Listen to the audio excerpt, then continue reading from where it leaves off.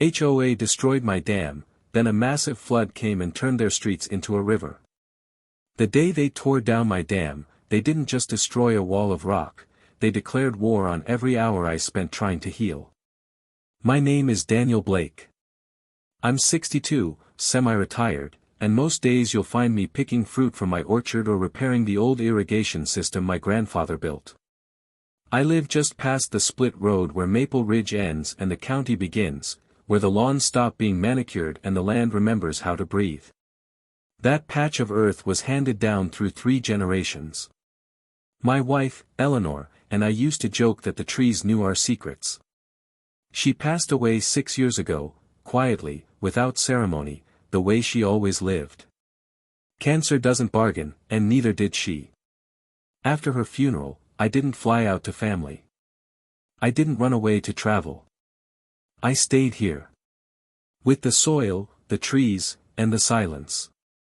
And I built something. Not a monument. Not a headstone. Something useful.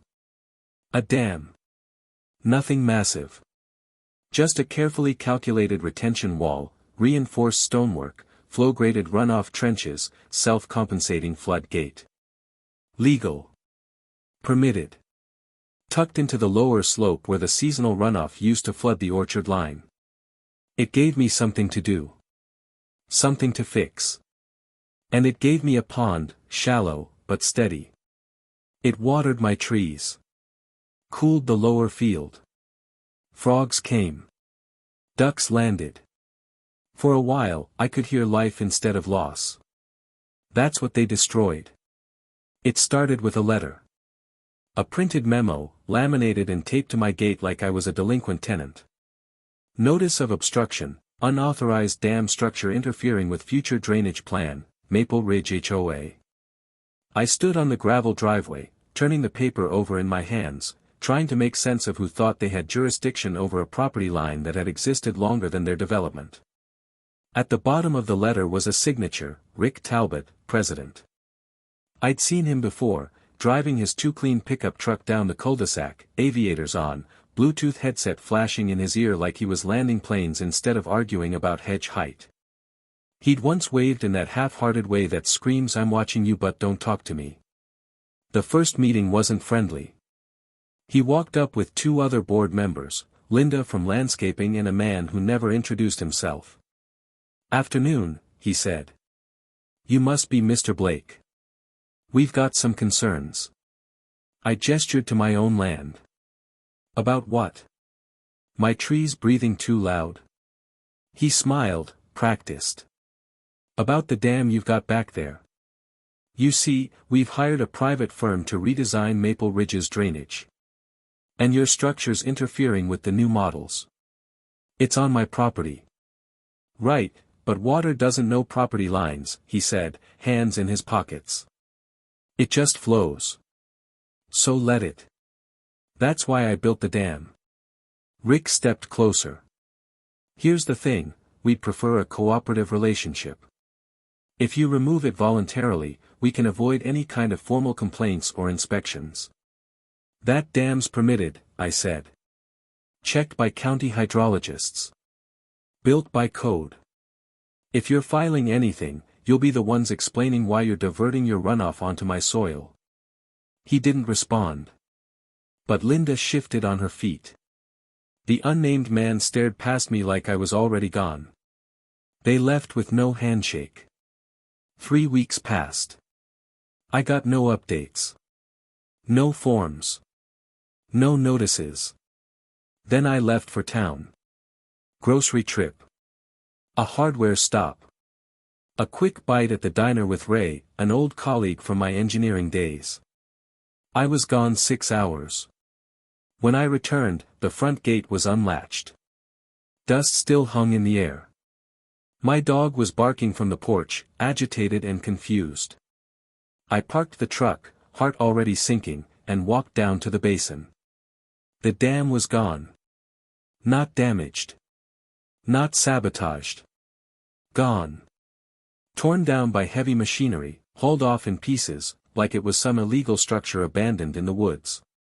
The stones I'd placed one by one were scattered, cracked. The water, my water, was drained into the dry trench. Fish carcasses littered the basin like an oil spill. Mud sucked at my boots with every step.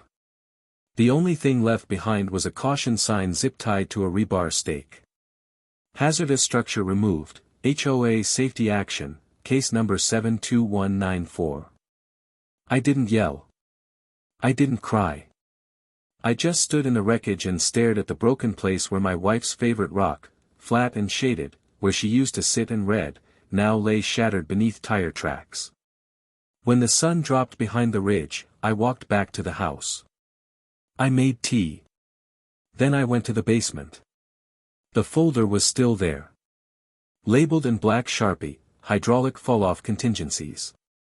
It wasn't a threat. It was a blueprint. A backup. Years ago, I'd modeled the slope below Maple Ridge's development just to understand how my dam would behave during overflow. I'd mapped the original topography, the HOA's flattened terrain, and the now buried runoff channels they sealed up when they installed uniform grass lawns. What I found then, what I knew now, was simple. Without my dam, water doesn't slow. It builds. The HOA had designed their community like water didn't exist: concrete curbs, boxed swales, aesthetic berms, and shallow soil. They never saw the angle of descent from the ridge as dangerous. But I did. And with the dam gone, it wasn't a matter of if. It was a matter of when. I opened my laptop. Pulled up the terrain files. Began cataloging timestamps. Contacted Ray. Called in a favor from a former county inspector. Checked rainfall projections for the next 60 days. I didn't want revenge. I wanted truth. Gravity. Proof. Let the HOA live by their plan. I would live by the one nature wrote long before their bylaws. They thought they broke something permanent. But they only broke the first seal. The mud didn't lie. Every night for the next 2 weeks, I took notes. Not angry ones, measured ones. When it rained, I marked where water pooled. When the skies cleared, I logged how fast the soil dried. I tracked rivulets trickling down from the HOA's prized cul-de-sac into the low grass near the edge of my orchard, exactly where the dam once held the line. I didn't speak to neighbors. Not yet. I just observed. Quietly. Like an engineer in the field, not a man out for vengeance. On the third night, I drilled 6 small holes into the slope that ran along our shared boundary. Each held a homemade flow sensor, old sprinkler heads converted with pressure plates, sealed with waterproof epoxy. They transmitted to a wireless node I buried in a bird box halfway up a tree. It looked like a nesting spot. It wasn't. On the 7th day, I called Ray. Raymond Teller had a jawline made of gravel and a mind like a topographical map. We'd worked together 30 years ago in the Bureau of Land Reclamation, back before either of us had gray in our beards. He showed up in his old Subaru, carrying a pizza box, a USB stick, and a folding chair. He listened without interruption as I explained what had happened. Then he laughed, not loudly, but bitterly. Damn HOA cowboys think they can outvote gravity. He plugged the stick into my laptop, loaded up his old terrain software, and merged it with the drone data I'd been gathering with my backyard quad. We layered rainfall history, soil absorption estimates, and known water exit points.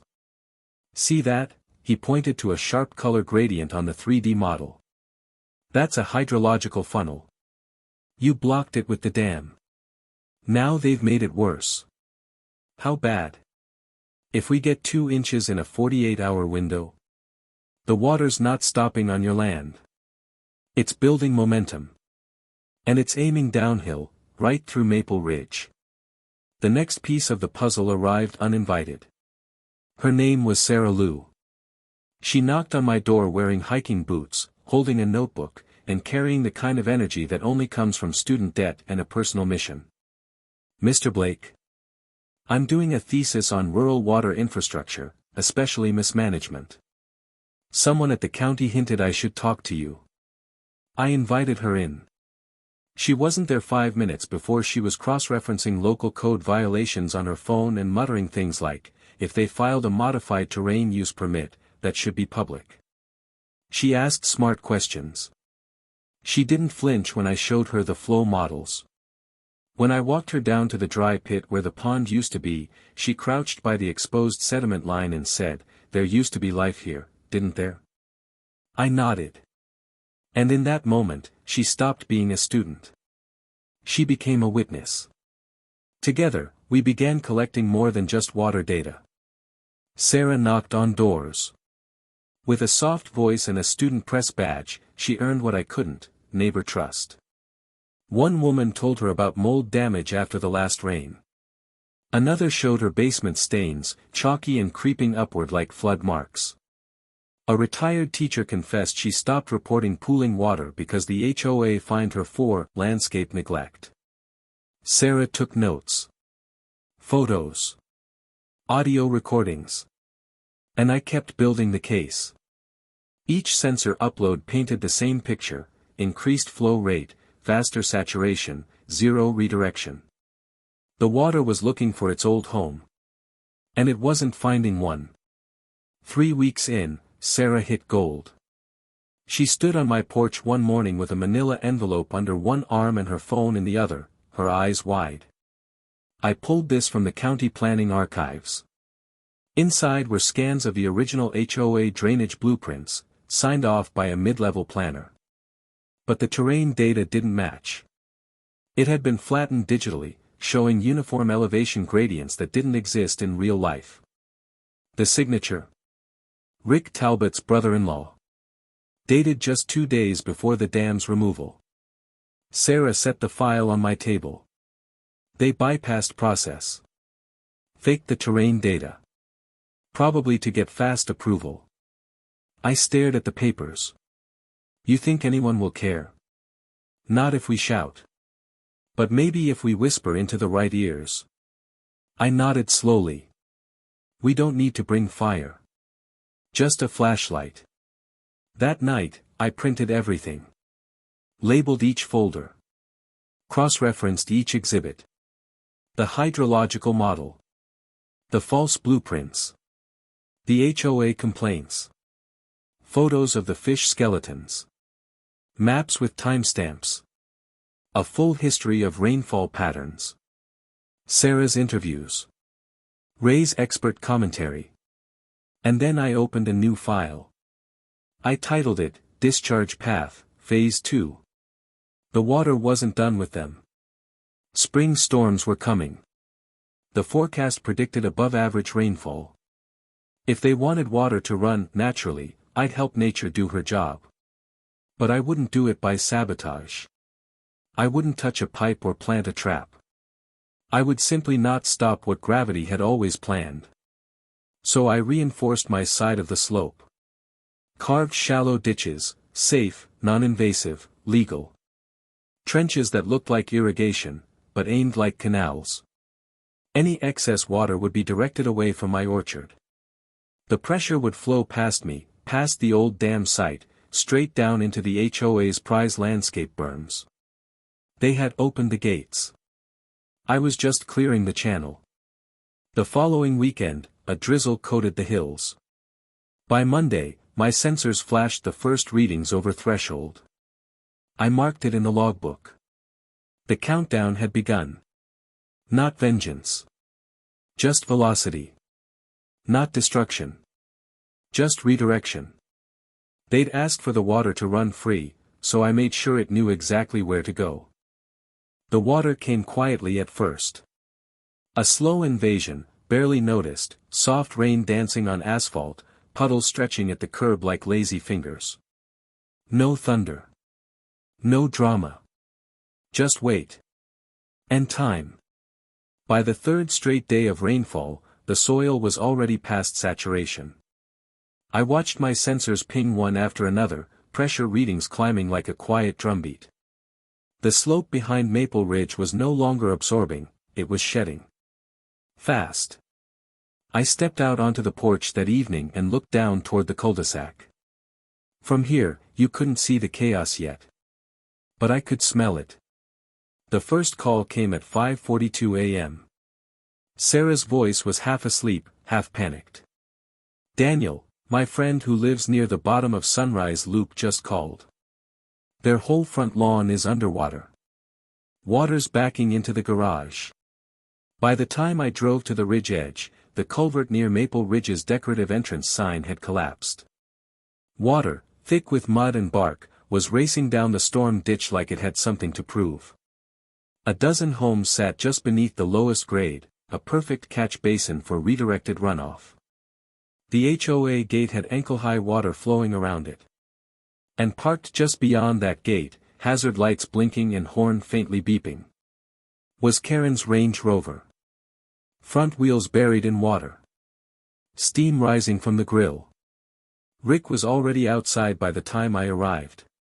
Soaked in a yellow poncho, boots splashing, phone pressed to his ear as he gestured wildly at the HOA maintenance crew. Two landscapers in reflective vests were trying to dig a makeshift channel with shovels, completely futile. It was like trying to drain a swimming pool with a spoon. The moment Rick spotted me at the top of the slope, he pointed. "You see that? That's his fault." He was yelling over the storm. His voice cracked, not from the rain, but from panic. This water was never a problem until he built that dam. Now he takes it down and it floods us. A few residents had stepped out from their porches in slippers and umbrellas. Some watched Rick. But more of them turned toward me. And then toward Sarah, who was already filming. She didn't say a word. Just nodded, calmly. Then, we walked away. Let the evidence speak louder than the storm. That afternoon, an emergency HOA meeting was held at the Maple Ridge Community Center. Rick had dried off and traded his poncho for a blazer, still damp at the collar. His usual confidence had cracked, his speech, once smug and sarcastic, now came rushed, defensive. The flooding caught everyone by surprise. "We suspect irregular activity around the former dam site. Possibly deliberate negligence. Mr. Blake." "Mr. Blake hasn't said a word yet," Sarah interrupted, stepping up beside the screen projector. "But your HOA board has." She connected her laptop. And hit play. First came the footage of the dam removal, time-stamped, featuring heavy machinery, and signed-off papers from the county, bearing Rick's brother-in-law's name.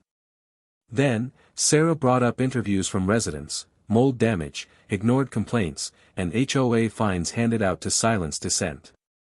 Then Ray stepped forward. He wasn't flashy. No slides. Just an engineer's calm. Maple Ridge was built in a bowl. You flattened terrain that should have diverted water naturally. Daniel's dam didn't stop it, it slowed it, held it, redirected it. Without that dam, water did what water does. He turned to Rick. It found the lowest point. The room stirred. Some crossed arms. Some whispered. One woman near the back, Mrs. Patel, I think, stood and said, "My son's toys floated out the garage. We thought it was a sewer backup." Ray nodded. It wasn't. Then I stepped forward. I didn't speak right away. I just handed the clerk a flash drive. "Drone footage," I said. "Taken in early February. Shows the terrain flow after light rainfall. Shows where the HOA's own landscaping inadvertently created a hydro funnel." The clerk inserted it. The projector blinked. And there it was, a bird's-eye view of the slope. Clear runoff lines. Animation overlays. Arrows moving down into the HOA's core streets. I looked around. I didn't touch a pipe. I didn't redirect anything. I simply reinforced my land. What happened, is what always would have happened, if you hadn't forced your will over common sense. Sarah followed. We also have documents showing permit fraud, digital terrain files altered before the county review. Signed off by family. That did it. The room turned. People who had once ignored me now glared at Rick. A man stood from the corner. "I was on the board when that dam got flagged. Rick told us the flow was irrelevant. That it was just a vanity project by a stubborn old man." I recognized him, James Denley, former HOA vice president. He hadn't been seen at a meeting in months. He pressured us to vote yes. We never reviewed real maps. He sat back down. The air thickened. Rick's voice, this time, was a whisper. I didn't mean. But no one listened. They were done. By nightfall, the flood had drained, but the pressure had not. Neighbors shared the footage. Screenshots of the HOA meeting went up on Nextdoor and Facebook. A thread titled, "HOA board lied about Blake's dam, now we're underwater," gained 2,000 views in 6 hours. Rick's silence was louder than his tantrums. The next morning, he didn't open his blinds. Sarah stopped by my porch later that week. "They're filing for a full HOA audit. Looks like someone's getting deposed." I didn't smile. But I did say, "About time." She handed me a copy of her article draft. It began. "When a quiet man warned them about water, they laughed. But gravity doesn't take orders." I didn't send the flood. I just stepped out of the way. When the water finally receded, it left behind more than mud. It left rot. Basements bloomed with mildew. Lawn ornaments were found 2 blocks from home. Driveways had cratered beneath the weight of standing floodwater. One of the Maple Ridge Street signs leaned like a shipwrecked mast, tilted, battered, half-sunk in soft ground. The HOA's perfect little world now smelled of damp carpet and blame. And that was just the surface. Within days, the county inspectors arrived. Clipboard in hand, boots caked in clay, they walked the neighborhood with stern eyes. One of them, Jacobs, a hydrologist with a no-nonsense ponytail, stood at the edge of the failed culvert and whistled. "This wasn't an act of God," she said. "This was an act of arrogance." Their findings came back swift and unambiguous. Drainage mismanagement. Negligent grading. Unauthorized alteration of runoff zones. Violation of county water control policy. The HOA was fined $42,000. Insurance didn't cover it. Rick didn't last much longer. For a few days, he tried to save face, claiming the blame fell on a misunderstanding between his team and the county. But the board turned on him fast.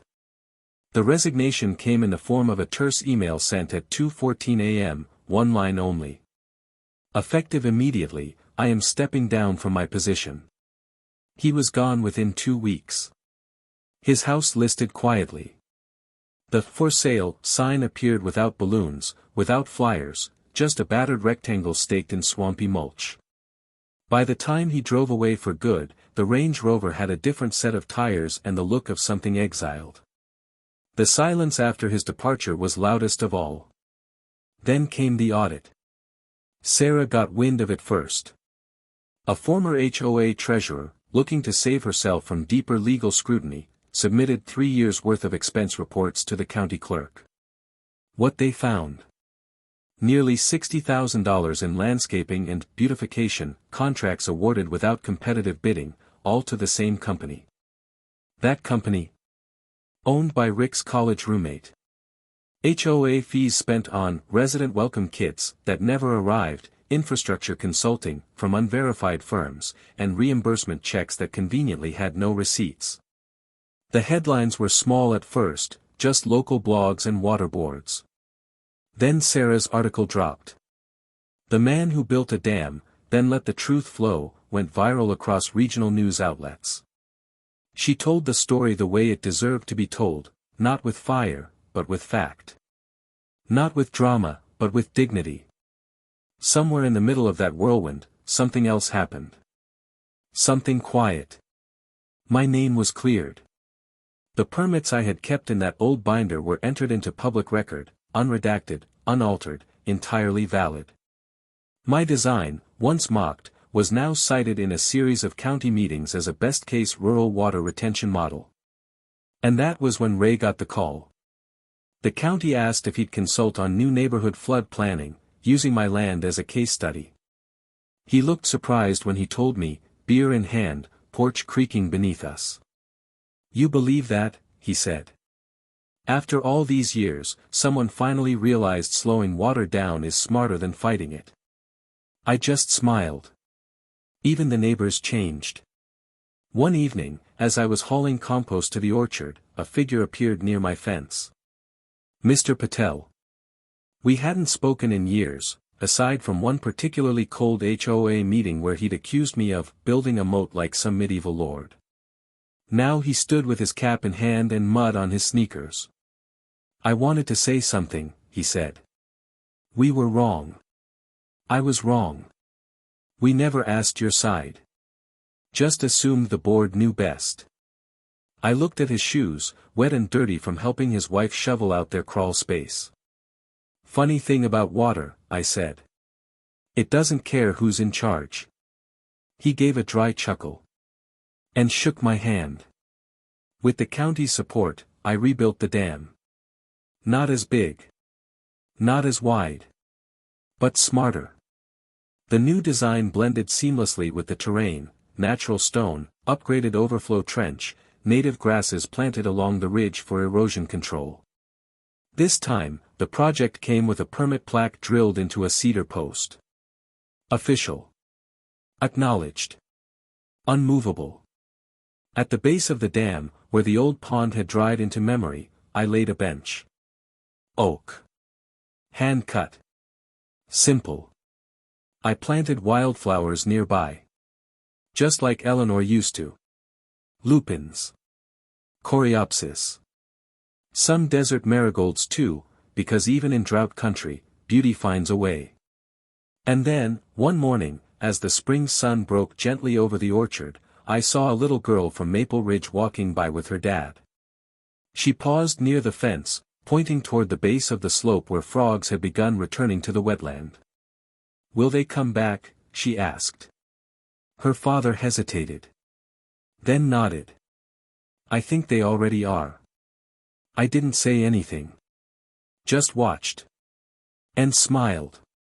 The headlines faded. Rick vanished. Sarah graduated. Ray took on one last project before fully retiring. And me? I stayed. Didn't need more than this. Because I had everything I needed. Proof. Peace. And gravity on my side. Sometimes justice doesn't come from revenge, it comes from letting consequences run their natural course. They wanted the water gone. Now it remembers where to go. If this happened in your neighborhood, would you stay quiet like Daniel, or flood them with the truth? Let me know in the comments, and don't forget to subscribe for more stories where karma doesn't knock, it kicks the door down.